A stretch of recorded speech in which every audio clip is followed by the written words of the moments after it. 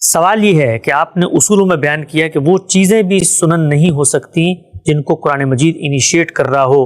وضو کے بارے میں ہمیں جانتے ہیں کہ قرآن مجید نے اس کا پورا حکم لفظوں میں بیان کیا، یا ایھا الذین آمنوا اذا قمتم الی الصلاۃ فاغسلوا وجوہکم وایدیکم الی المرافق وامسحوا برؤوسکم وارجلکم الی الکعبین۔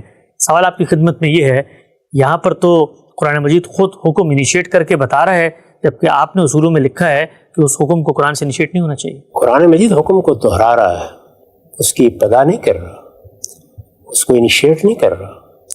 حکم تو پہلے سے موجود ہے، وضو کیا جا رہا ہے۔ وضو تو انبیاء کے دین میں ہمیشہ رہا ہے، وہ یہود بھی کرتے ہیں، اس کا اہتمام کرتے ہیں، اہل عرب بھی کرتے تھے۔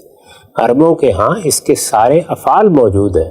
یہ توضع کا فعل یا وضو کا لفظ ایک معروف لفظ ہے، یہ عربی زبان میں پہلے سے موجود تھا۔ یہ آپ جانتے ہیں کہ جب لفظ موجود ہوتا ہے تو اس کا مصداق بھی لازماً موجود ہوتا ہے۔ پھر یہ کہ جو آیت آپ نے پڑھی ہے یہ سورہ مائدہ میں ہے۔ سورہ مائدہ 5 ہجری پہ نازل ہوئی ہے۔ تو کیا آپ باور کرتے ہیں کہ اس وقت تک لوگ نماز وضو کے بغیر ہی پڑھ رہے تھے؟ رسالت مآب صلی اللہ علیہ وسلم نے بھی کبھی وضو نہیں کیا تھا۔ قرآن نے وہاں پہلی مرتبہ حکم دیا، وضو کیا جا رہا تھا، نماز وضو کر کے پڑھی جا رہی تھی، وضو سے لوگ واقف تھے۔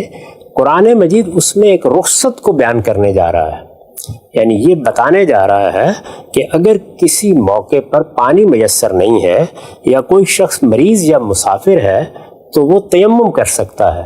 یہ حکم بیان کرنا ہے یا وضو کے بارے میں کوئی اور تصریحات کرنی ہے، اس کے لیے قرآن نے اپنے طریقے کے مطابق پہلے پورے حکم کو دہرا دیا ہے۔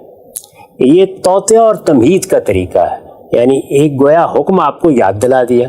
ہم بھی بعض اوقات ایسے ہی کرتے ہیں، یعنی کسی چیز کی وضاحت کرنا چاہتے ہیں تو پوری بات کو دہرا کے کہتے ہیں کہ یہ اس طرح ہوگا، اور دیکھیے اس میں اس چیز کی آپ وضاحت کر لیں، اس چیز کو سمجھ لیں، اس کے اس پہلو کو آپ جان لیں کہ یہ کیا نوعیت رکھتا ہے۔ تو وہ طریقہ اختیار کیا۔ یہ طریقہ اختیار کرنے میں بھی ایک چیز کو ملحوظ رکھا ہے، اور وہ یہ ہے کہ لوگ وضو تو کر رہے ہیں لیکن اس کی ترتیب کے بارے میں بعض اوقات متربع نہیں رہتے۔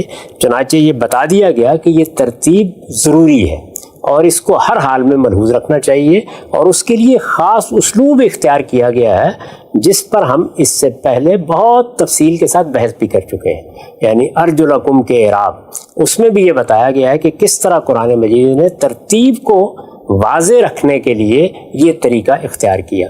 تو یہ اس نوعیت کی چیز ہے۔ اس کی ایک بڑی نمایاں مثال سورہ نساء میں نکاح کے محرمات، اچھا، یعنی وہ عورتیں جو نکاح کے لیے حرام ہیں، جن سے نکاح نہیں ہو سکتا، اس میں ماں کا ذکر ہے، اس میں بہن کا ذکر ہے۔ تو کیا آپ خیال کرتے ہیں کہ جب تک سورہ نساء میں یہ فہرست بیان نہیں ہوئی تو لوگوں کو نہیں معلوم تھا کہ یہ رشتے ممنوع ہیں؟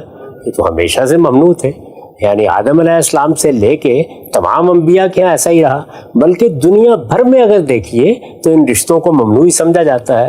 لوگ واقف تھے، لیکن قرآن مجید نے جب بعض رشتوں کے بارے میں وضاحت کرنا چاہیے، جس طرح رضائی رشتوں کے بارے میں یہ بتانا پیش نظر تھا کہ ان کی کیا نوعیت ہوگی، سحری رشتوں میں بعض نازک چیزیں بیان کرنا مقصود تھا تاکہ اس کے بارے میں لوگ متربع ہو جائیں۔ اسی طرح جمع بین الاختین وغیرہ کے بارے میں بھی صحیح اصول کی طرف توجہ دلانا مقصود تھا۔ یہ چیز پیش نظر تھی، اور سب سے بڑا مسئلہ کیا تھا؟ عربوں کے ہاں ایک بڑی خلاف ورزی ہو رہی تھی، وہ اپنے باپ کی منقوہ سے اس کی وفات کے بعد نکاح کر لیتے تھے۔